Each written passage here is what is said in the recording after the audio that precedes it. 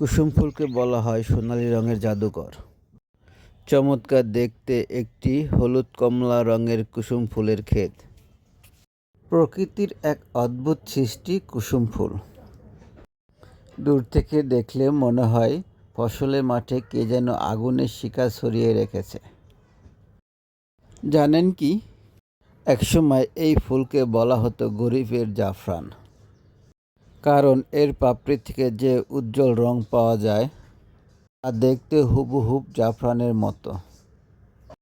শুধু সৌন্দর্য নয়, কুসুম ফুলের গুণের শেষ নেই। এর বীজ থেকে তৈরি হয় উচ্চমানের ভোজ্য তেল, যা হৃদরোগের জন্য খুবই উপকারী।